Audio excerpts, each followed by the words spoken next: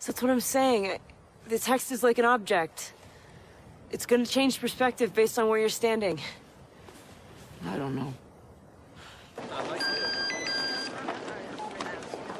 Hello? Can you hear me? Can you hear me? I missed you, baby sweet. It was a day. It was a day. Please tell me you're seeing this too. From Seattle, we're Drinking the Movies. I'm Taylor Baker. And I'm Michael Clausen. All right. What do we have for first impressions today? We are going to cover the film Stockholm, featuring Ethan Hawke and Noomi Rapace, as well as The Art of Self-Defense, starring Jesse Eisenberg. Let's dig into Stockholm. Let's do it.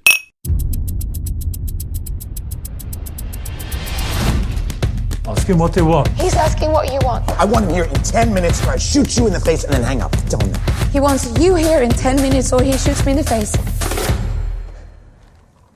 Was he surprised? I mean, did he sound surprised? All right, we just watched the trailer for Stockholm. First impressions, what do you got? I am very pleasantly surprised by the prospect of this film. There you go. Like, it's got a solid floor of a 3 with a heart to me.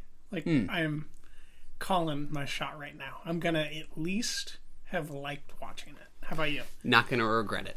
Exactly. There you go. It's one I will show up for the cast alone, right? I like both Ethan Hawke and Noomi Rapace. That's how you say it, right? Yep. I don't know that the filmmaking looks particularly distinctive to me. Agreed. It's kind of commercial and broad, but Almost merchanty. Yeah, I'd say that. But it still looks fun. No major concerns. I just don't know that, as you would say, it might not soar, but 3 with a heart, that seems like a safe bet. Right? Yeah. That's just a movie with a solid floor. It's got Mark Strong in there as well. Didn't expect to see him. Yep. These just look like fun characters for these actors to play. Yeah. And a project that couldn't have taken more than, a 3-week shoot, I would imagine. Yeah. It just, this is the type of stuff that I expect to see churned out more often now that there's streaming competition, like just fun genre exercises where the performers can really make a movie carry on word of mouth. And I think that this might be one of those things where it just turns into a cult, like, action comedy fun time. Not quite to the level of game night, but something where you're just like, yeah, we can have this on and watch it, or like, great excuse to go get drinks with a friend type of a movie. You just drop in and you spend some time with these characters and you're done. And that's just fine. And hey, if it's bad, the title will make it good. There you go. You can move on and they'll be like, oh yeah, that was the point. Looks good. Let's get on to the next one. What's it called? The Art of Self-Defense, starring Jesse Eisenberg, and that's... This is your belt. It is yours. It is sacred. There'll be a $15 charge to replace a lost belt. The Art of Self-Defense, starring Jesse Eisenberg, with assistant performance, perhaps, hard to say by the trailer, by Imogen Poots. What do you think, Michael? I'm mixed off the trailer alone. I've never been the biggest Jesse Eisenberg fan myself. I think he's at his best with Fincher. Probably, yeah. He kind of has that awkward, neurotic thing down. I don't particularly, it doesn't do a whole lot for me. This is a film that just seems to, it keeps popping up on my radar and I keep hearing positive things. I don't know where it played. I think South by Southwest.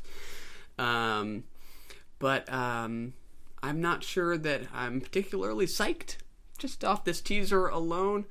What about you? That encapsulates my thoughts to a T. I can't see myself getting out of the house to go see this movie in a theater.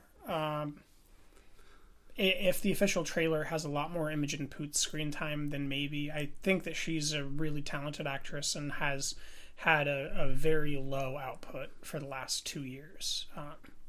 So I think kind of since her Green Room, I think she had 5 or 6 movies come out that same year. One with Michael Shannon, Lola, I can't remember what it was called. Oh yeah, Frank and Lola. Kind of a Lolita spinoff. I just can't see myself getting out of the house to see this or seeing it, to be honest. There you go. Understandable. Yeah, if anything, I'm just curious about why it has been popping up on my radar, given what we're seeing. So I'm curious about what it is that people have, what has appealed to people about it. But or who if knows? the festivals were so bad that rose to the top. Sometimes that does happen. Yeah. It's all relative. It is. All right, let's get into the frontier, the triple frontier. We need to hunt quickly. You cannot think they will find us! It's always a little harder than you think it's gonna be. We don't leave nonsense like that! This is not what I signed up for. A lot of people are gonna come after you. So we go through.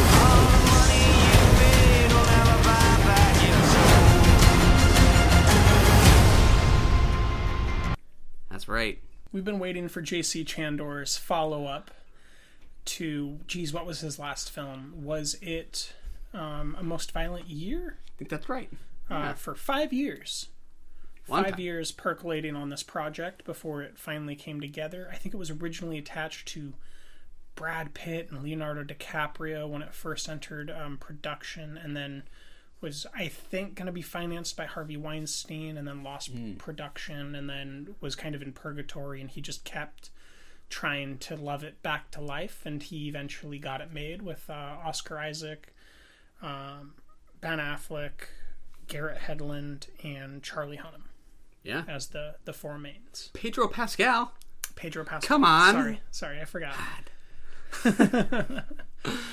Yes. 5 mains. Yeah, 5 mains. Yeah. It's been a while. My bad. Big cast. I know we did first impressions on it. I don't think it made either of our most expected or most anticipated of 2018. I don't think it made my top 10. I'd have to check. It was kind of on my big list Yeah. At one point.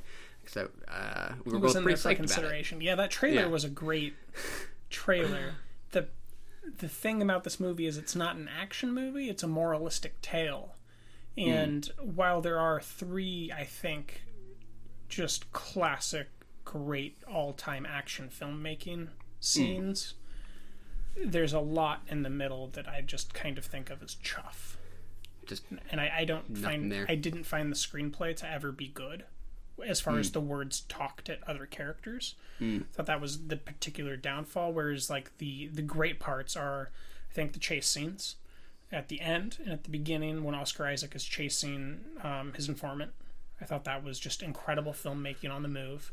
I thought the end chase scene in the vehicle, where the vehicle is being pursued while they're trying to convey or carry Ben Affleck's dead body to the boat. That was great. And then in the middle, the house scene.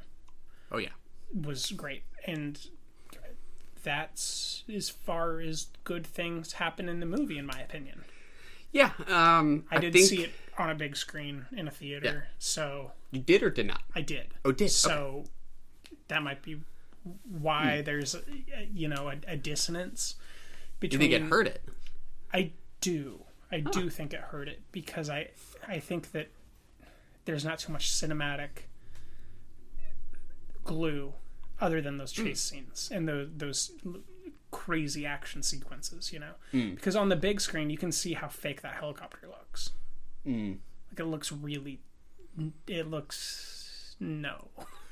That's fascinating. So only not to bring back like previous movies too much, but how can that look fake and not stuff in like Pandorum? Like, what do you think is the difference? Because in Pandorum, I'm completely suspending my disbelief because everything is fake in the environment, and in Triple Frontier, everything is real, and then small CG things are fake, such as the fire is terribly fake.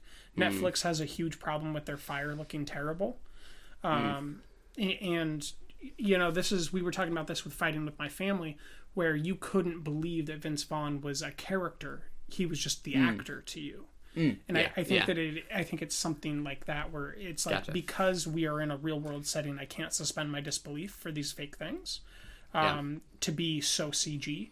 Whereas if the entire film is in a world of suspended disbelief, then I never go in and out. Because then it's just, it never interrupts itself by saying, look how real we are. It's just all unreal. And this movie is all real except for some parts that are very unreal. Yeah, I would agree. I was expecting something a bit more resonant, just knowing who was behind it. I like J.C. Chandor's other stuff. I love his other stuff. Yeah. And that might be the cruelty of expectations. Yeah.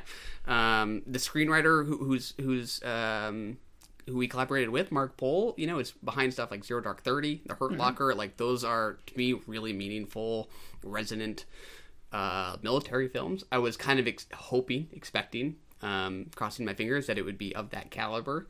I do not think it was that. Agreed. But I enjoyed the services quite a bit. I felt like it moved right along for me. I found it unpredictable. I sort of enjoyed this turn that it went from this sort of tactical action to them just lugging money over the mountain as sort of dryly funny. To drive home the point that, like, they just want the money that bad. You just find comedy in the weirdest shit, dude. I'm not saying that, like, I ever, like, was laughing at this movie, okay. But I think, like, that's part of what's happening in my brain which is causing me to not be that bothered by it. Like the shirking of the genre trope that you expect. Yeah, it's kind of like okay.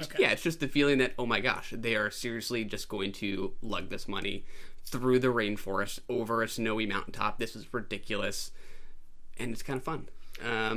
That's why for me, I'm able to forgive it, because I find it. I have to kind of pause and, like, remember, but I think I find it mostly internally consistent. It's fairly simple. They want the money. They go in and get it. They got to get it out. They got to get home safely. They pay the price for it because they get greedy. It's not brilliant stuff, but the filmmaking just kind of works for me. Like, I thought it looked decent. I thought it had momentum. It just kind of kept its pace. And yeah, I would not say, oh yeah, it's meant to be a comedy. It's just that I think it is intentionally turning this into something about them being a little ridiculous about the lengths they're willing to go to. It's like, just forget it. Yeah. I watched it with my friend, and when he was sitting next to me, he's like, no. Like, when they started throwing the money back and forth on the rocks, he was just like, no. And when we were driving back, he's like, it didn't make sense. And I had to, like, explain to him how it logistically did make sense that they were that close to the ocean when they started it. Oh, that yeah. They did use donkeys to go up the vertical thing. So physics-wise, it all has an internal logistic. It's the screenplay turns into a moralistic tale that I just don't give two shits about. That's my problem. I just don't give a crap about that moralistic tale that the screenplay wants to tell us, that J.C. Chandor so deeply wanted to communicate. And I think that this is one of those movies where if it was made in Hollywood for Hollywood, maybe it would have been better and more cohesive as an action picture that did that stuff. Like, I love J.C. Chandor, but if what's his name, David O. Russell, if David O. Russell handed this picture, I feel like there would just be such a better timing and with dialogue and better word choice and just verbose back and forth happening, that it wouldn't have suffered from this really awkward clinkiness that I think that the screenplay's like the back and forth of the dialogue just absolutely has, in my experience. When I was exiting the theater, everyone was complaining that it was a bad movie and that the dialogue was bad. And I don't mean everyone, but everyone that I could hear around me that was talking. Yeah. And I mean, that was my personal problem. That was my friend's problem. That's countless people's problems that I've read reviews on Letterboxd. There are some people that love it. I don't know how to ignore what I found to be grating in its dialogue. I couldn't get around it. And it started when the boys get together at the rodeo, or not at the rodeo, at the MMA match. Yeah. That's where, like, it just started, and it just never stopped. Yeah. I mean, when something rubs you the wrong way, it can be hard to, look past it sometimes. I mean, I just didn't. I was responding to other things that I just sort of let that go. I would agree that I'm not gonna tell anyone to check this out because there's such rich interpersonal relationships. No, I would say go for the action and the turn of events in which things don't go as planned. I don't know. I take it in a more simplistic sort of way. That I just kind of had fun with it. Maybe it's just because it was at home. I was kind of relaxed. Maybe my critical faculties were just down. I agree. I mean, anything this movie really has to say, like, thematically about greed or anything towards the end, you know, in which they, you know, sort of become remorseful about having lost their buddy. It's like, it's phony. It's just silly. But it really didn't detract that much from sort of the fun I had of watching them get into that house, not knowing like what exactly was going to happen throughout the surprise journey over mountaintops and through rainforest. Like, I just think, like, I don't know, I can't compare this to many recent action movies. Maybe that's just because I don't watch that many action movies, that I'm maybe just a little hungry for it. But I thought, like, the locations were just refreshing enough. Like, I just felt like it was pretty original. It kind of was enough of its own thing that I had fun. I think it is mostly original and was shot on very beautiful locations, and shot quite well in most parts. It's just there's those certain things that just snap my ability to take it at face value. That just rub me the wrong way. But not to be all negative. On the positive side, Pedro Pascal is just a great performer. Just great. I can't wait to see him get leads. Yeah. You know, now we got Lupita Nyong'o getting lead roles. We're going to get Pedro Pascal in lead roles. It's going to be a good 2020 to 2030. And Chandor, I believe I read in an interview that he had completed 2 screenplays and perhaps a third. Wow. During this 5 years down. So I downtime. And he was on the record saying that he just wants to make films kind of back to back, kind of like Villeneuve did for that brief period. So I do think this might be the beginning of a long output. So hopefully this is him kind of getting the wheels back going after half a decade off, and it's just going to get better. Yeah. I would just suspect, regardless of any value judgment I have, that this would probably do pretty well on Netflix. Like, the audience, you know, the flyover states, like, I would just think that people will gobble this up. I hope so. Yeah. I hope so. I hope it puts him on a short list of getting his projects greenlit and closer to the budget that he needs for those extraneous CG scenes to look a little bit more realistic. Because it is a problem when a film's really good and then it undercuts itself with really bad effects, kind of like Apostle did with the fire. Just every Netflix movie's fire just looks like total shit. And I don't know if it's because I'm colorblind, so I'm not seeing like the way that the fire looks like fire color-wise or something, but it just looks like two-dimensional tissue paper billowing in the wind from a fan to me. You're not afraid of that? Not at all. Fair enough. That's Triple Frontier. There you go. Let's get to the climax of the episode.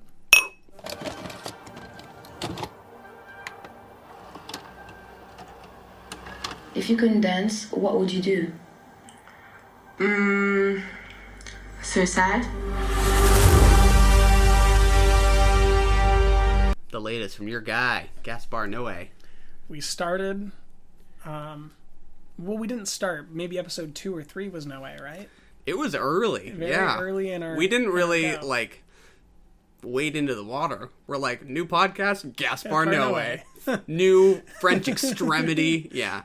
No softness here. And this is the first film that he's released since we began the podcast, and we both watched it independently. I watched it quite a while before you, and then it had a recent cinema rollout, and I caught it on its opening night, and you watched it 2 weeks ago now. when it was still at the art houses. So Okay, so you didn't watch it at the AMC? no, I saw it at the Egyptian, SIF Egyptian. Okay. Was it not playing at the 10? Not yet. Came out the following week at the 10. Gotcha. And you just couldn't wait for free. I couldn't. Needed that no way. So overall, where are you at on Climax? I'm positive on it for sure. I just think this sounds so simple to say. I wish the movie was as good as its first 15 minutes for me, but overall, I'm still super positive on it. I think it's certainly the most formally thrilling movie of the year so far for me.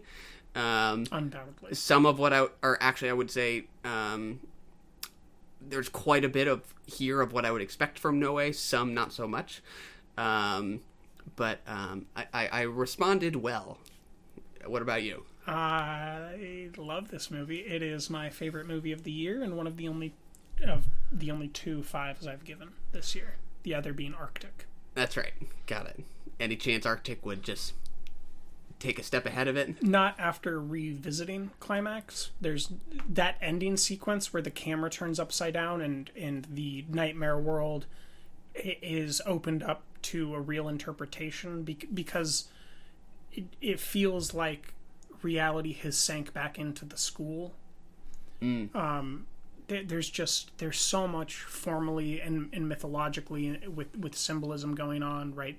The entire problem starts from this sangria. Sangria is kind of the classical idea of the nectar of the gods, the blood of the gods. It's this it's this very old thing in mythology, and just how a human doses that and then kind of elicits a feeling of horror and otherworldliness amongst other humans, and how he casts it so that it has all these things going on, where it's tackling sexuality, racism, and then it's also doing these classical psychological things and mythological things with the idea of the twins, specifically the sister and the brother, and then how sexuality is complicated between those things. It's very much a film about the complications of sexuality, and the almost the ghost of sexuality, and that children can't live in this world of gluttony, which I think that the film shows us by brutalizing the pregnant girl. And then she begins punching herself at one point. The woman's son dies, and that's kind of a turning point in the film. It does so much stuff. I just love this fucking movie, and I love how formally ballsy it is. Right? We get the intro credits 1/3 of the way into the movie, and we start at the end of the movie with the end credits and the final scene of the film. And I love that. Yeah, just the balls of that, man. It's an insane thing. It is ballsy for sure. I undoubtedly appreciate it more on a formal level, I think, than you. Where thematically, narratively, I wish I had gotten that much out of it. I did not find that much to relate to or really chew on idea-wise. I'm eager to go back to it and try and find some kind of way into it for myself. My tip is just when it starts and they do the interviews, pause it, write down every single thing lining the shelves or lining the TV, and then just do a brief cursory lookup on what that is, and you will see that it's just this gestaltic amalgamation of metaphorical and mythological and symbolic and psychological things all put together in this unique way that, while it doesn't steal from anything, it steals from everything and makes its own unique piece, while also almost having, once again, that Shining. I think he's clearly doing his version of The Shining. Yeah, I have mixed feelings about that opening scene. On one hand, I peruse the shelves. Do you know who she is? Who? The girl that dies. Which girl? The girl in the beginning, which is technically the end of the film, in the snow. She's the first one who gets booted out, right? That is incorrect. Who got booted the out? Polish girl at the end, who's dosing herself with LSD, is the one who goes out the now open doors in daytime, and she's tripping in the snow. Ah, got it. Okay, did not realize that. Right, like the movie is formulaically like opposite, so it's very hard to figure out. Like I didn't know that the first time I watched it. It only clicked the second time I watched it. Yeah. At the very end of the movie, when she's dosing herself with the LSD eyedropper, right? And in the beginning, in the interview, she says that was her roommate that was doing that, and she didn't like drugs, and she had to get out of Poland for that reason. Yeah, like there's just so much happening on so many levels. I just it's delicious. Yeah. The nefariousness of humanity.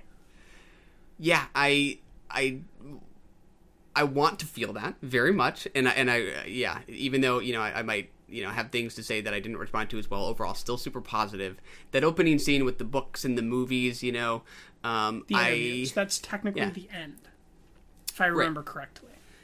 Actually, I don't know that I would have gathered that. I thought that was the interviews, and then they were subsequently together putting on the show. If I remember correct, it starts with her dying, or seeming to die and turning into the snow angel, on LSD. And then the end credits roll, and then there's like these interviews that seem very much like out of place in a film. They almost seem like end credits things, or like outtakes or something, Blu-ray special features. And then after all that, I believe that the film actually starts with the dance floor, and then I think at the end of the dance it says like climax, and it like introduces the film. I assumed that was chronological. Maybe I was mistaken. It's not chronological. He did that on purpose to fuck with the way that you interpret it, because he wants his film to also be that type of dance, where it, like, each performer is performing in a way that might be out of sync or out of time with what the current dancers are doing, but the whole dance as a piece makes sense. It's hard to explain. Yeah. Reference Thunder Road. I just assumed that those were interviews for the dance school, and we subsequently see them in the dance school training. So I just took that at face value, that at least was chronological. I don't believe so. I could be wrong, but I am pretty certain that that's not how it was. I've had quite a few conversations on Letterboxd about this. That's fair. Actually. On one hand, I like the opening scene. I like getting to know who these people are through those interviews. I like the cinephilia on display. I also don't know that I particularly like the idea that he's saying, "Hey, look how well read I am." Listing is by additionally kind of putting all this stuff. I mean, I guess.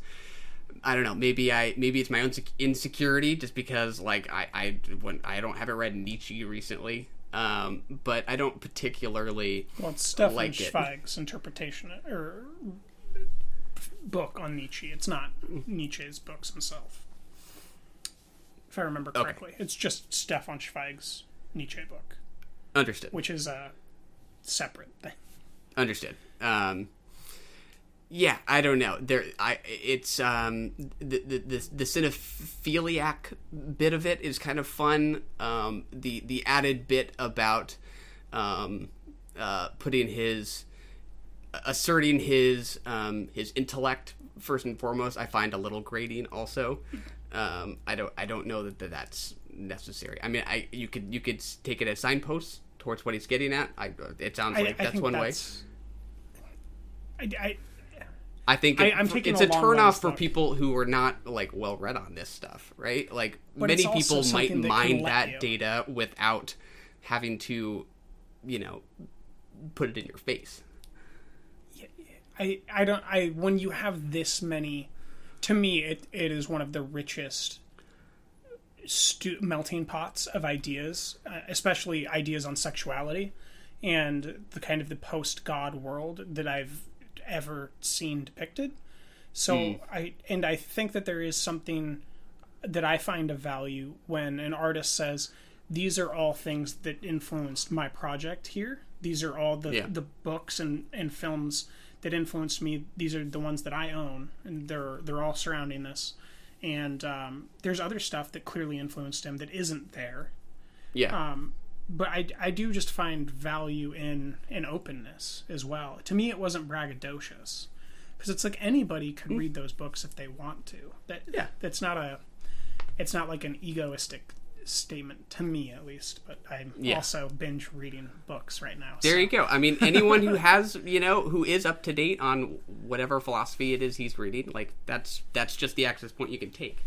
For me, I don't know. I find it just a little ostentatious. But fun at the same time. Like, I have competing feelings about that scene. Like, I like getting introduced to the characters that way. I think it's just a good shot. It's unique. I like the idea of kind of culture in the frame at the same time that I'm kind of like, I don't know, maybe it's a little much. What would you do if you couldn't dance? If I couldn't dance? Suicide. Just kind of run through the interviews, do that. That's the best question and the best answer, I think. Yeah. What would you do if you couldn't dance? Yeah. Suicide. This movie just might be smarter than me, but I wish, I don't think it is. I think it's whatever you liked about it or didn't like. Like, it's very much the viewer's film, but I think that it is equally Noé's film. If that makes sense. Well, he reminds us that it's his film. he's very assertive about that.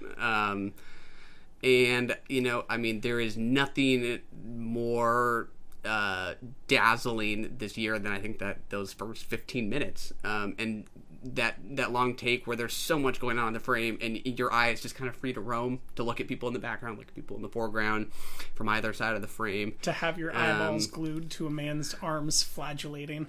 Yeah. And I thought to myself, like, this is the most unexpected thing Noé could do for me, is do something with joy in it. And then it all kind of goes away. I was like, oh, like, this suddenly feels a little familiar. So you didn't find... I think that there is a philosophical conversation that he's having that I think gives context to the turn the film takes. Yeah. Did you not feel that? I don't know that I can articulate his point particularly well, or I don't know that I personally have mined something meaningful from it, other than just that I would almost say something about the fragility of beauty and community, and how slippery that can be, and we therefore follow this descent into madness, which, I'm not gonna lie, like, in a way, I hate saying, like, I don't like this or like that, because overall, like, I did respond to this movie, but, my head is also saying, like, I want this to be joyful. Which is maybe I the agree. point. I would like that, but I think that there is a classical agreement among most humans that, like, there is a cost to ecstasy, and I think that ecstasy is very similar to the title of the film, Climax. And I think that what you're referencing, I don't know if I agree about the first 15, but you mean like the first 15 minutes of dance, which comes maybe 10 or I don't know so how minutes long in it is. film. The first dance sequence, basically. Yeah. That dance sequence, I think, is the title, even, Climax. And I think that kind of the subsequent chaos that the film goes into is kind of a depiction of the cost to humanity of just trying to live in a place of climaxing and ecstasy. Like, that you can't do that. If you do that, you're susceptible to the worst actors causing you the most harm.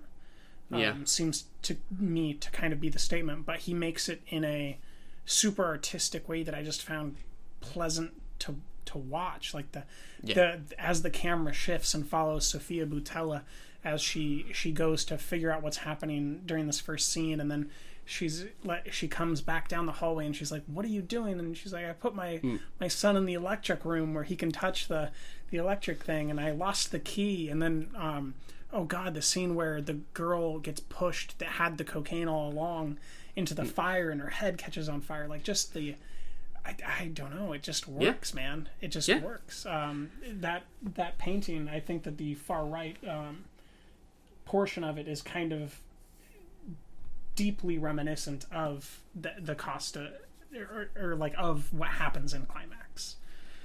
That's The Garden of Earthly Delights, the right frame. Got it. Yeah. Hieronymus Bosch. Got it. I don't know how familiar you are with that, but it does tend to influence this type of a thing quite often.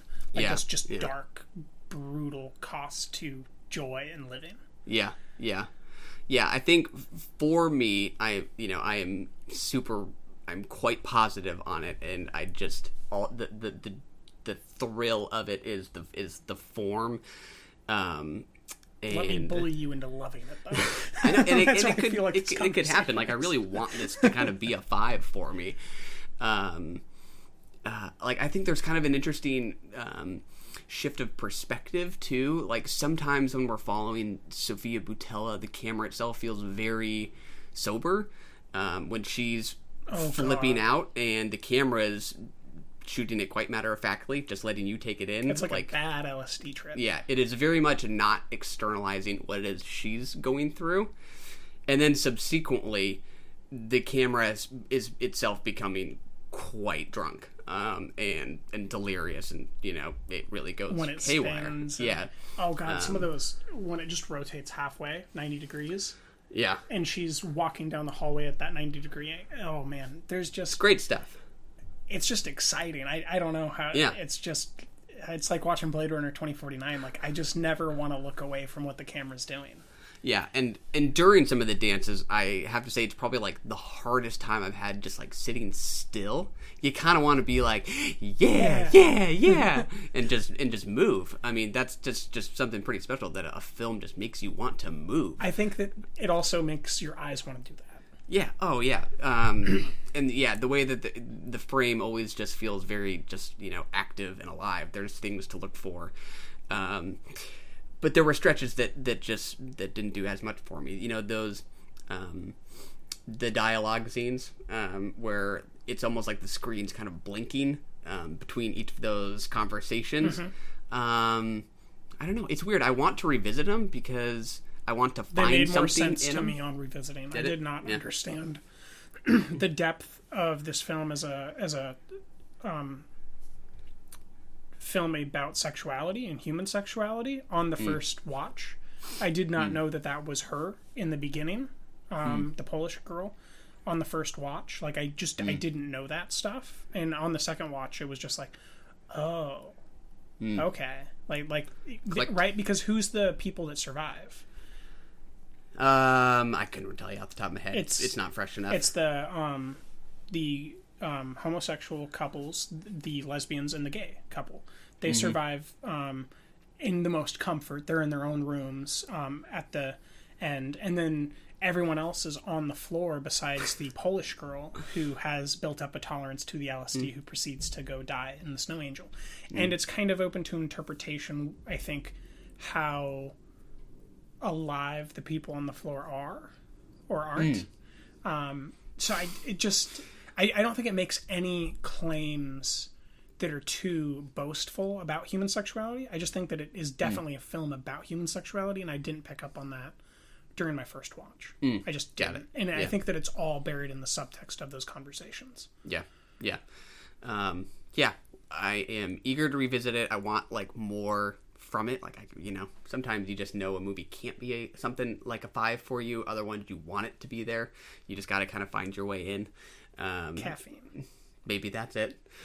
And I kind of hope his next one is just joy. Joy, please. I couldn't help but think to myself, like, there's something about a provocateur doing what he's already been doing that is frustrating. When someone so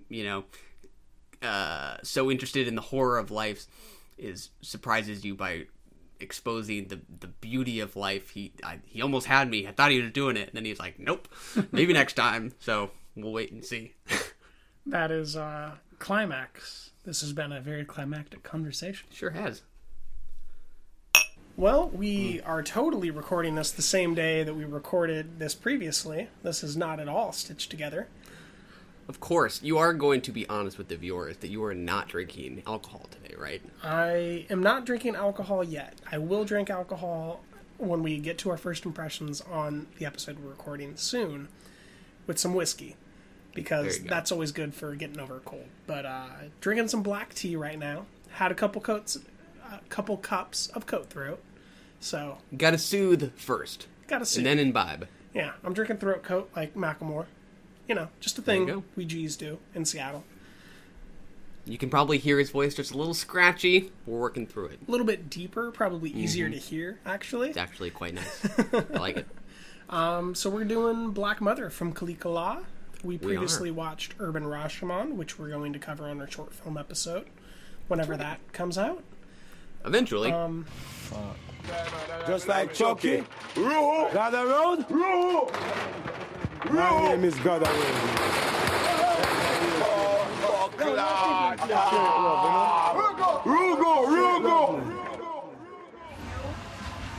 Oh, you looking good, baby. Fuck, oh, I like that shit. So Black Mother, we watched this at the Northwest Film Forum with Q&As. This was your most anticipated film on the year, is that correct? At the time, it was in the top 5. I don't know. I don't think it was my number 1, 3 or 4. It was up there, no doubt. How did this live up to the hype? Yeah, I've had kind of a roller coaster relationship with this movie. It was really high on my list because I had seen it was Film Comments' number 1 undistributed movie of 2018. So I was like, okay, that piques my interest. Really intrigued by just some of the first, pieces of footage and stills from it. Then we watched a couple shorts, or we watched one. There was one other I watched that I was a little cooler on, to say the least. So my expectations were kind of tempered. I don't think it ever reached the what I had hoped it would be at the outset of discovering this film. Things rarely do. Right, yes, that tends to happen. But I definitely came out positive on it. I do think I saw it as a big leap forward from the shorts of his that I had seen. So I definitely had a, positive response. Perhaps not overwhelmingly I didn't overwhelmingly love it, but somewhere in there. What about you? I did not overwhelmingly love it. We have common ground. It's a hard movie to watch. It doesn't really feel like a movie. It feels more like an experimental film in the classic sense. I like some of what he was throwing down. I don't feel like it completely cohered for me. I do like his overall commitment, but I do think that he, based on the Q&A that I had and him, what they told me he was doing in the film, I feel like maybe I'm just not the correct audience member for this type of a project.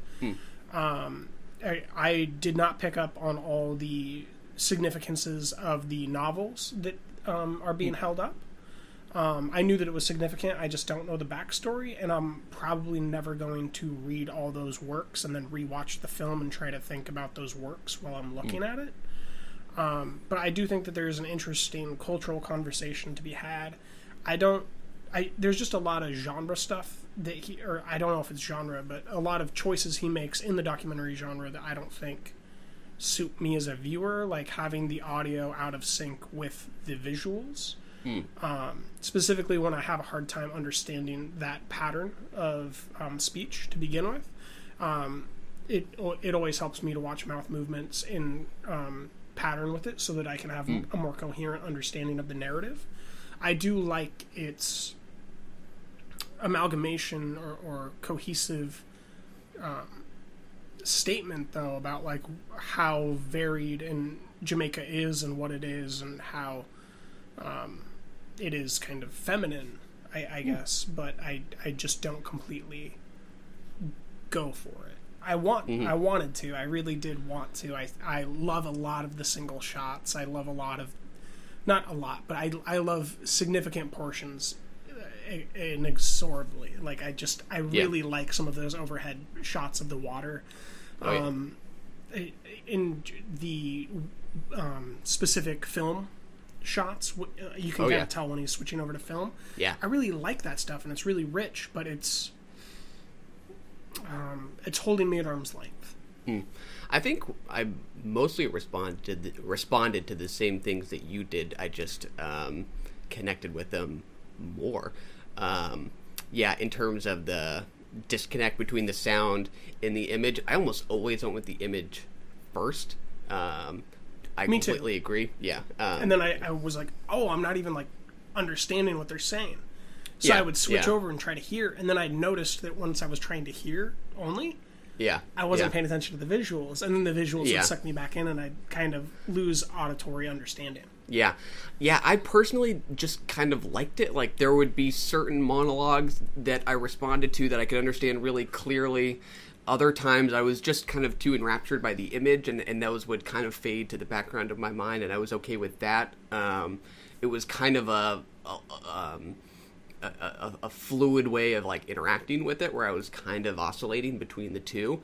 One of the panelists, I guess you would call him, at the Q&A for mine said his instinct was actually to close his eyes, which I thought was interesting. Like, I'm so visual. Like, if anything, I would rather have like closed my ears for some of this.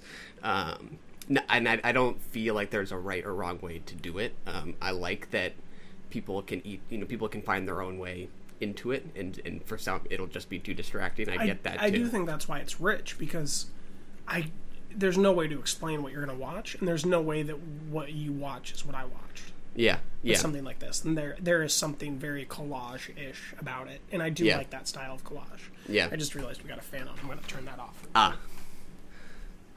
It's better than you saying we're not recording at all. And we're not recording at all. There we go. Yeah, I remember back in a film class hearing a theory about how cinema is more about the relationship everybody has with the movie and less about the object itself, and therefore, like, none of us really watch the same movie. Like, we're always kind of having, different experiences anyways. Well, we've certainly come to understand that after 8 months or so here. Oh, we have. Most definitely. Relax, I everybody. completely understand anyone who's just not a fan of the disconnect between the two. I was personally kind of on board with it. And it's something that for me would probably reward second viewing, or I might just maybe try to tune in more to certain things, not others. The problem I think I had with the shorts was that some of them just felt like they were great looking photographs, but photographs strung together, and they didn't really kind of make that leap into cinema. I definitely felt like this made that leap. This felt like it had a better sense of like movement to it. That there was a rhythm, the way we were kind of coming back to water as sort of this, device of repetition that kind of felt like this chorus verse structure. The way that that film stock just looked, the way we see the edge of the film stock sometimes, light coming into it. I just felt like that film itself was really alive. That was really in sync with just the life in Jamaica that it was documenting. So I definitely felt like this work had more vitality to it for me than some of his previous ones, which was rewarding. If there was anything holding me back, it was maybe that even though he kind of has the 3-act structure with the trimesters, it still felt like a little shapeless somehow. Like, I still really couldn't tell you what makes the first one different from the third, in terms of like. I would agree. Yeah. I don't. Because he recycles the images. Yeah. So it's not. I was for a second. I was like, well, there's more prostitutes in the first part, but there's still prostitutes in the third part. So yeah, maybe it was just like that. Maybe device. That's the point, right? Like the right. Like we keep seeing coconuts, right? And coconuts being held up to the stomach, and like coconuts are round, and like you might get to a different part of the coconut, but you're still like it's still generally the same shape. Oh, yeah. When you think about like a coconut maybe floating in the water, which I think we do see at the end, or like the idea that it's all confined by these waves. Oh, yeah. Like there is some metaphorical value. It's very interesting because I did not get the chorus verse thing that you're talking about. I was thinking more about metaphorically what he's going for with his visuals and why he's making these edits, maybe more metaphorically. So I hadn't thought about that, but one of the things in the Q&A was how this feels like visual jazz. And I definitely feel like all of that's true. It's just, this is one of those works where I would honestly rather have a photo book on my coffee table of this for a decade to look at than watch this film again. That's just kind of where I am with this visual medium. Like, I want it on my terms, and I want to experience it in my own way, with my own processing, more than I want it to be. I feel like it like over engulfed me, and like I didn't have time to sit with what I wanted to process necessarily. Yeah, I could see that. I think for me, what I might lose in the form of, say, a photo album is some of just the summation that I think results from some of like the visual associations we get, like looking at like the skin of a piece of fruit cut against, you know, the skin of a guy's hand. You could flip, you know, from one page, you know, in a book to another, but I did find that those sort of, you know, achieved that 1 + 1 = 3 effect for me, that I think cinema can get at in a way because of, you know, the speed at which it's hitting you. I suppose that's true. I do think, though, that in well-edited photo albums, you can superimpose images together in a collage. So on a single page, you can look at those things superimposed upon each other, if that is his goal, and he can still communicate that in a way. Yeah. And I think it's just really like, I want to spend time with these images more, and it just went along too fast and cut away from the ones that I wanted to spend more time with. Yeah. I really, really liked the way that it would cut the film stock at the top and then put it at the bottom. Oh, yeah. I thought that was a really cool visual flourish that he chose to do. Definitely. One problem for me, I don't know if you had the same projectionist, but the film was not fit to the screen. That's not so good. It definitely there is a extra textual bit that, like, you know, that could be part of it. Like, I just didn't get to see the whole thing. That was bothering me. Kind of like Suspiria, but Suspiria was a 4.5. So. Oh wait, what happened with Suspiria? It was projected incorrectly at the AMC. Is that at AMC? Yeah. Oh, classic. Yeah, that is never gonna help. Yeah, and with the sound, even when I couldn't understand whoever was speaking, more often than not, I did just take some pleasure in the sound of people's voices. I agree. I thought, like, I don't know. I mean, I get that some people just don't want to look at portraits and listen to people talk about stuff for that long. I am just kind of okay with that. I just liked hearing these people talk in a way that it felt to me like he had very much done his job of putting them at ease and just allowed them to say whatever it is he wanted to say, or they wanted to say. That was a nice thing that we got from watching Urban Rashomon, I think, was knowing how he interacts with these people and gets them to be familiar with him. Yeah. Did you realize that was his grandfather's funeral? I did. I did not. Oh, really? That. No, not until the Q&A.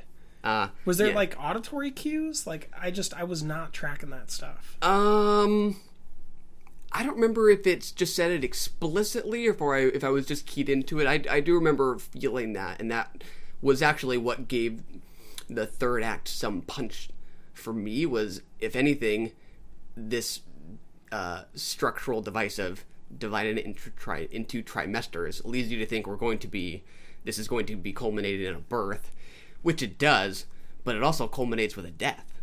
And so for a very film, Monrovia, right? 100%. Oh yeah, I absolutely thought of Monrovia, and for a film that's in the same way that does sort of interweave landscape and the people living off of it, understand how they coexist. I just respond to that. But yeah, you know, I get that it's the emotional appeal isn't you know, it isn't exerting this great tug. I think the appeal is kind of more formal, and like you kind of have to be willing to like lean into it, and I don't like I can understand people just not really getting there with it. Yeah. So they talk about the like history of the Rastafarians, correct? Yeah. And like how they were being demonized, and then like the only, if I remember correctly, the only two people they show being demonized are the prostitutes and then the Chinese market workers. And in the film, as far as I remember, the only people that were not Jamaican were those Chinese workers. Yeah, and right. Like just reflecting on the film, like I don't feel like I've completely unlocked what his goal is with the markets and the Chinese workers. Because you know, there's a lot of other people in Jamaica than just the Jamaicans he depicts, and he only depicts these Chinese market workers. Yeah. I would agree. I don't know that I have a takeaway or a moral, or identify like a moral stance or anything. To me, it just felt more like unvarnished documentation of it. Oh, really? Okay. And I was thinking like, because there's this conversation being had throughout the film about the that Jamaica exists because of imperialism, and I was thinking that maybe he was trying to show the slow tide of like Chinese imperialism coming to their island. Oh, specifically with that what is it, the Silk Road 2.0 or whatever they're calling it. Got it. Yeah. That completely makes sense, and I think like all those ideas are there. You know, you read some of the paragraph summaries of this film, and it's like, you know, it's about colonialism, it's about slavery, it's about imperialism, and it's like, for me, all that is there, but I actually don't know that the like structure of it really helps me like dig into those quite as incisively as maybe I was hoping to. It's not like it's a Burnsian documentary where it's like making a narrative factual claim and then using facts to expose that stuff. Yeah. For me, it works better as just a visual representation of what all that makes a society look like, what, you know, kind of life looks like after you know, all this has happened. You know, you can't, you know, really kind of appreciate it, what it feels like to be in a place and live a certain way if you don't also sort of recognize, you know, where it's come from. But I don't know that I could like talk at length about what this film has to say about imperialism, you know. So it's maybe not where I would go in terms of like praising the film is in how it, like, you know, expertly dissects that. I did not get that. I just found it more valuable as a gorgeous document of people living, you know, in the wake of all that stuff is. Yeah. I think that maybe that's why it kind of holds me at arm's length, because it does make, to me, some claims about like what its problems are, and then it doesn't spend any time really digging into them, because I feel like it brings up how problematic the church is, how problematic imperialism, racism, colonialism was, and then it just completely diverts and focuses on the people. And I'm glad that it focuses on the people, but I also feel like when a documentary makes claims, I just inherently need you to follow up on that, or like explain why you're not going to follow up on it. Like I need some coherent voice from you as a filmmaker, rather than not having kind of any claim or any clear voice about what you're moving away from it to do. Yeah. And I know that kind of puts me firmly in the I demand essay docs camp, and I don't want that, but I think that's just who I am. Yeah. Like, if you're going to make claims, I need you to back it up or explain why you're not going to back it up, and then I can just like put that out of my mind. But otherwise, if you make a claim, then you want me to have it in mind, and then if you never address it again, it's like, why did you want me to have that in mind? You know? Yeah. I don't know. For me, that makes it sound like certain mediums, like poetry or music or this kind of audiovisual work, can't be like dealing with complicated or uncomfortable things, right? Because I see what you mean. Well, like, I think poetry is a medium of on the skin. Back to Holy Motors, right? It's a medium about emotion. and then any headier thoughts are kind of secondary, and you can inhabit like philosophical spaces in poetry. But I think that poetry always, in my experience, comes at things from a very emotional standpoint. So you're feeling things before you're intellectually processing them. And I don't think that I was overtly feeling this movie before I was thinking about it as well. Yeah. I mean, for me, I would describe it first and foremost as like an aesthetic experience rather than an emotional experience.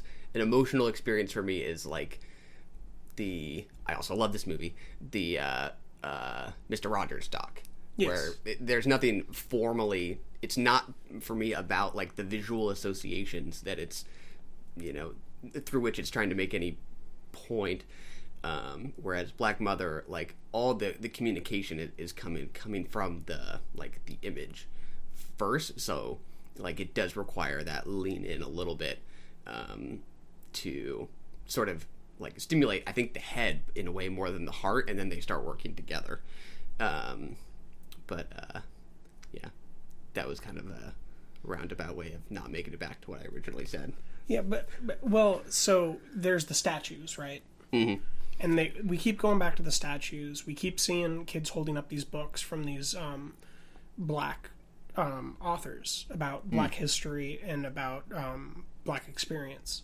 Yeah. And so there's clearly like a head statement being made, like something directed at the head, something about philosophy, about right and wrong, moral truth, and the cost of history, and like the idea of right and wrongs. But then like it never feels like it digs in deeper to clarify any of that for me. But maybe it does, and I'm not capable of understanding what that was. It was that's interesting. There were two panelists after my screening who were kind of, you know, answering questions from a third person, and one of them did not particularly care for it. It actually sounds a lot like your experience. She said that a couple times. She was like, I just kept being intrigued by these ideas and then wanting more. So that is it's not like I didn't want more. It's like I wanted more, and the more I got wasn't what I wanted. Yeah. Sometimes wanting more is better than wanting less. You're like, I want to leave. No, I want more. You might have wanted that a little bit, but I did, honestly. I did want to leave sometimes when it was getting really boring. But I want to see more of Kalikalaw's work. It's just I would rather, based on my experiences so far, see it in a photo book than on a screen. Yeah. That's just my experiences. Yeah. Like, if he did, like, a straight-up narrative doc, I'd be totally down for that. Yeah. It'll be interesting to see, like, if he can, ever transition more into, like, making any kind of interview, like, the more of the focal point.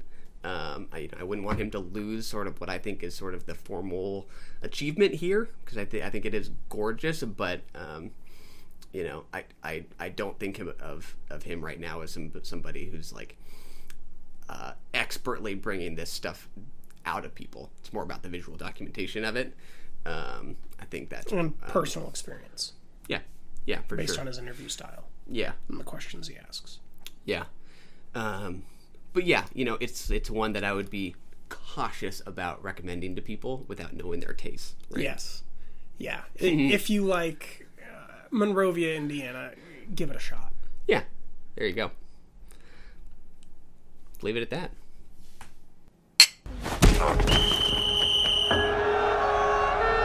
Die machen Paris zu. Ich werde mich einschiffen. Du kannst die 2 Briefe für mich abgeben. Papa qu'on vous repère. Sind für den Weidel. Du kennst ihn doch. Weidel, der Schriftsteller.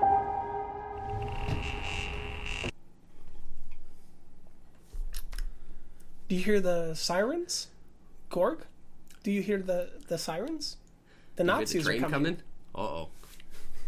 We're talking about Transit, directed by Christian Petzold, starring Paula Beer, and I wish I could remember the lead male actor's name because he's awesome, but I can't. He is.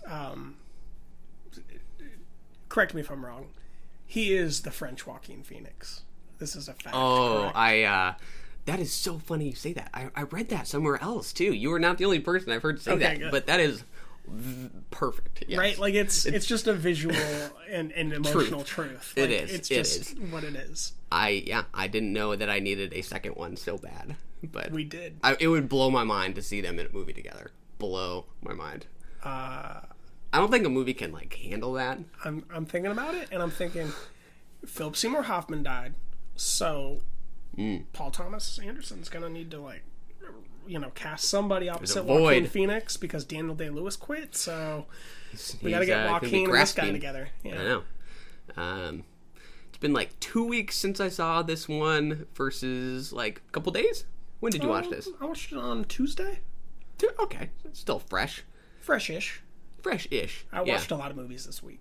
There you go. I watched, I think 3 movies on Wednesday and 3 movies on Thursday. So busy week. A lot of movies. So even after having watched another 5 or 6 movies, is transit still 8 lingering? Movies, because Ashes Pierced White today. Excuse me. Long Day's Journey into Night yesterday. So that's 8 movies, baby. There you go. Has it already moved on, or is it lingering? Its emotional significance is lingering. I think the visuals, while they're really, really sharp in the moment, I don't find myself thinking back to the window while he's sitting in the restaurant eating pizza and drinking beer or coffee quite as much, or margarita rather. I don't think it's called pizza there. Yeah. Like that's not really what I'm thinking about. And if I do think of an image, it's probably more like him playing goalie in front of a bare brick wall for that little boy. How about you? Visually, when at this point, when I still recall it, the first thing that comes to mind is when he's in I think he's in the embassy talking to some guy, and he's asking him questions kind of on the spot to test his to test who he really is. And then we get these flashbacks to him on the train, and you're seeing the tracks go by, just kind of this visual. Oh, that was great. Representation of his mind racing.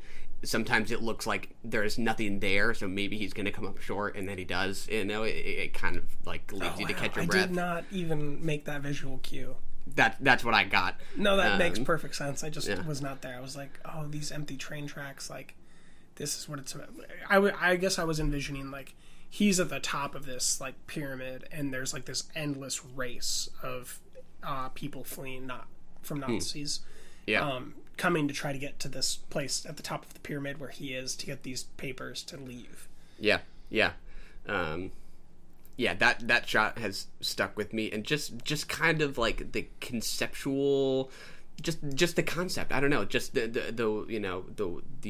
it's just sounds obvious to say how time is used, the transposition of events from one time period to another. I just found totally fascinating. I just love it. That just felt like something so new. I mean, I don't know. There's someone's going to say, well, this film's done it, but to me, it felt like something I hadn't felt before, and just allowed me to kind of think about. It allowed some of those events to really hit me in a really immediate way, versus when you see these in a period piece. All that period dress really can kind of distance you from it and make it feel definitely. So sort of fussed over. Whereas this just feels like it's kind of right into your IV. Yes, it is. I mean, I don't know. I adore the 2 lead performances. I mean, I shouldn't even say that. I don't know if there's a performance here I don't like, but we do have 2 primary leads that are very emotionally available actors.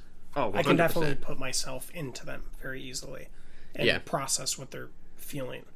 And as a foreign film, it did not feel foreign. Like, I recognized the facial emotions, I recognized the feelings, I recognized the tribulations, I recognized the unanimous human experience that is going on between them, and it did not matter. It's like Cold War. It did not matter that this is foreign. It's not foreign. It's it's just human. Oh, that's a great way to put it.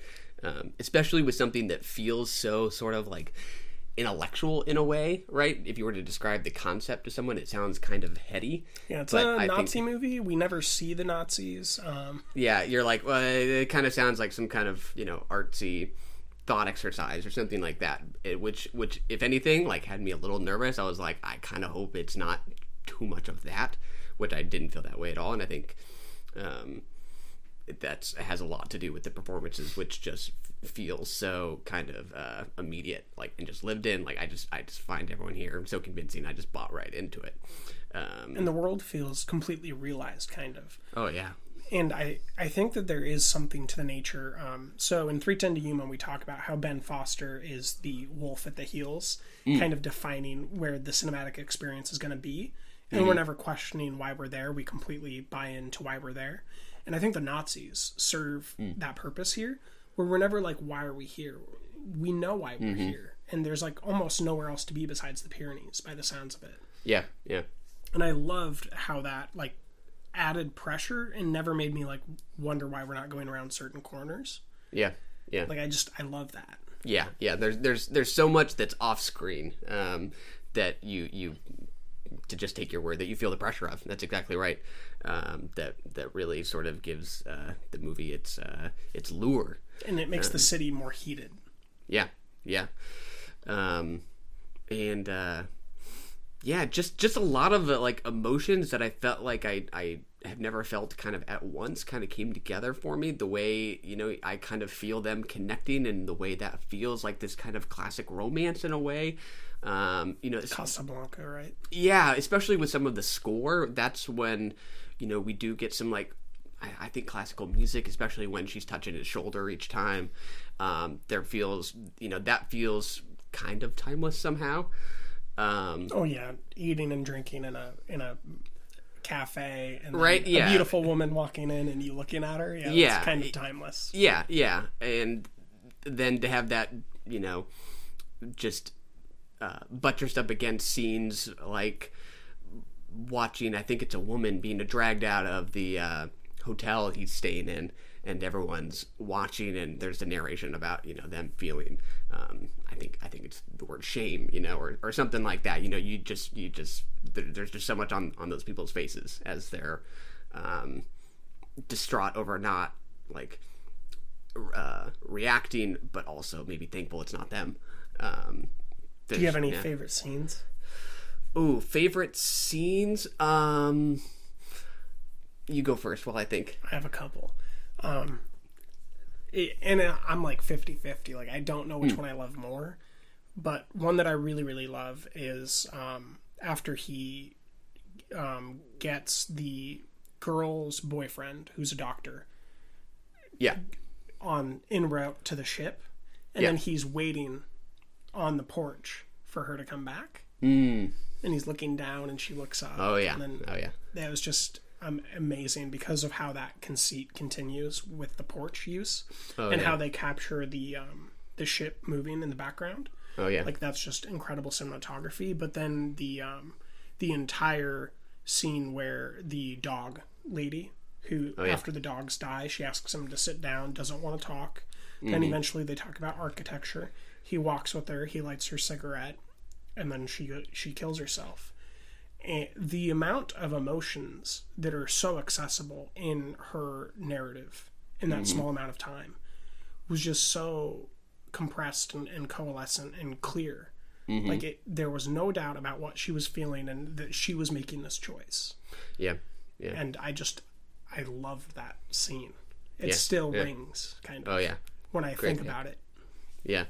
Yeah, the one that's coming to mind now is maybe the scene with our lead actor and the little boy fixing the radio. Yes. Just that classic kind of exchange of information between a... What was his name, Driss? Driss, yeah, that's right. Good memory. The kid is just so glued to what's happening and how this is going to be fixed. That kind of exchange of information, and the radio itself kind of feeling like it was from another period. That is very not 2018, but yet it just feels so right. and I just bought it. That just seemed like kind of a key moment in their kind of mutual affection for each other. Yeah, good stuff. It's a lovely film. What do you think about the end? Ooh, do you think he's looking at somebody in particular? I think that it is purposely open-ended. I agree, just the way I like it. I watched this at home, so after it ended, I went back, I rewatched it, I paused it, and I even like looked into his eye to see if there's a reflection. Of no reflection. Like you'd have to really maximize it, and it would probably just be the camera lens. Mm-hmm. And the smile is very much like the woman who killed herself. So it's very much in the tone of like she's alive. The girl that he's in love with, she did not die on the ship after it sank from the mine. Mm-hmm. He's embracing death. The person I watched it with thought that it was the mother of Driss. Interesting. It could be Driss. With a lot of suspects. It could be someone that he knows. Like, it is completely open-ended. Like, I could just keep listing possibilities, and you couldn't refute them. It's very much like that 50-50 split on First Reformed. Yeah. And I like how, like, relevant to the narrative each of those possibilities feel. Like, you know, he would have that smile on his face no matter which of those people it is. And, like, I don't know, to me, it just makes me think about what it would have liked to have lived through that period and, you know, have been separated from somebody and just, you know, be turning corners every day, hoping you see them, hoping they made it out, hoping they made it to safety. The idea that whoever it is, someone did. It's someone he cares about. You're just making me think about Suspiria, Tilda Swinton. Oh, there you go. I guess, I do find it hopeful, I think. I felt it that way. Yeah, because, like, even if he dies, he'll be out of his pain. Oh, yeah. Of searching. And it seems like the way that he was emoting was a visual expression of that truth. Yeah. It's a great ending. What do you think about that unreliable narrator? Oh, I loved it. Amazing. So good. Such. Oh, yeah. Oh. Yeah. There's such like trivial details. Like at one point, the actress is sitting on a curb and he says, you know, she put her hand above her eyes to shield the sun, and she does not do that. It just, you know, adds this layer of are you seeing what really happened? Are you hearing what really happened? Again, that just, you know, forced my engagement. Yeah, and I was already there, so it just, yeah. I heard some people say that they were not so crazy about it, that they found that distracting. I was like, I did not feel that way at all. That added layers, and it kept me busy. Yeah. So it's called Transit. Mm-hmm. We keep coming back to the story that he took off of the dead author. Mm-hmm. And the end of that story is that the man had been in hell all along. Oh, yeah. Yeah. Waiting to be transited to hell. Yeah. Yeah. That just, it works so well narratively. Like, it's hard to explain off the top of my head right now, but the whole time I was watching it, as I'm hearing that narrative, I'm just like, okay, so he's already as far as he's going to go. He's never going to get farther than this, and he's going to keep going up this pyramid or this ladder to get these papers, but he's never actually going to go. And then when that became what happened, instead of feeling like disappointed that I already knew what was going to happen, the way that it happens and how emotionally resonant it is made it more rich. Yeah, 100%. I mean, to me, that's that short story in particular was part of like what really, I don't know, it just emphasized like the poignancy of it all, to think about what it feels like to be a displaced person, and not know where your homeland is anymore, and to you know, think about transit as this state of in between home, right? Like, or homes that, you know, not knowing where you're supposed to be anymore, and that just the infinite frustration of just wanting to be safe, be home somewhere. And you just hear all those people in the embassy talking about that, trying to get to where they want to go, and you know, and where they want to go is to Mexico, which is there's a lot that's very contemporarily rich about like current world politics, I think, because France is kind of holding the tide per se on African migrants. Yeah. Which when we watched that French film, we saw kind of the African gang manifestation. What was that film we watched? It was a French Netflix film in which he wanted to deal otter pops or juice boxes. Yeah, I was thinking about something much heavier, but yeah, the world is yours, right? Yeah, the world is yours, right? Yeah, we do cover African migrancy there, and how there is like some problems on the ground with African gangs, but also they're fleeing legitimately terrible situations, and like we do need to take in refugees, but it is a difficult contemporary conversation. Yeah. And there's also a difficult conversation with migrants happening in North America, and where they are going is to Mexico, but that's not their end goal of where they want to go. So there is it is a very rich tapestry to apply and think about, and I think that it will age really well. Yeah. Because it's not making any overt claims. It's just kind of showing these universal emotional truths. Yeah. Yeah. And the way it's just kind of flattening the reality of now with the realities of the 40s, and just making that feel so seamlessly something kind of out of time. I think that's just kind of incredible. But it also feels in time. It's very weird. I know. Because we never like see phones, right? So like it never dates itself. Yeah. There's just vans and ships and buildings. Yeah. Glass.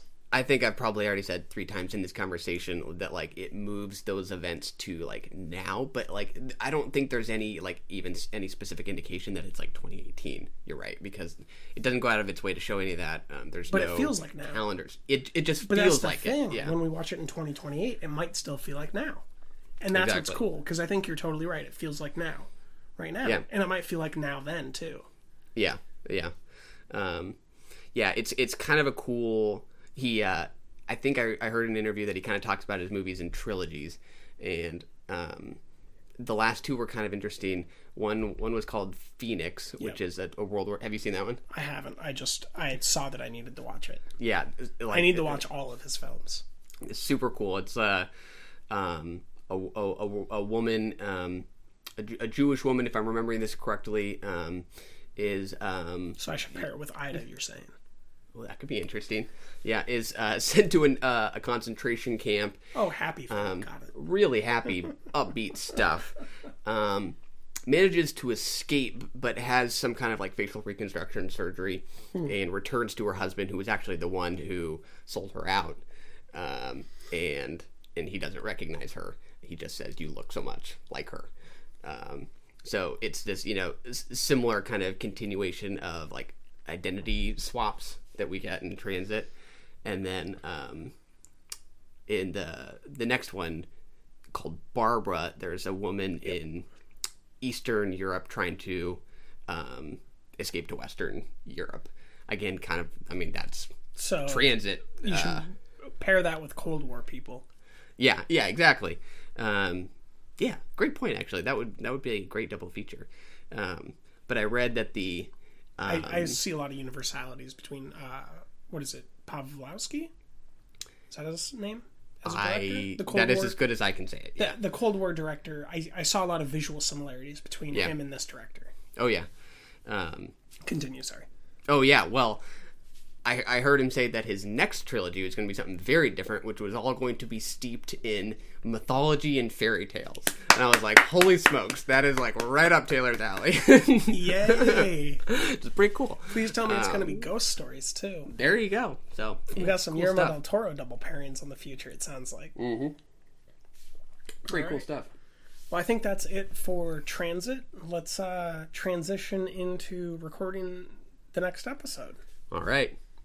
So long, folks. See you shortly. That was terrible. Let's do that again. There it is. Run! Go! Get to the chopper! We have to go. I'm coming with you. That was brilliant.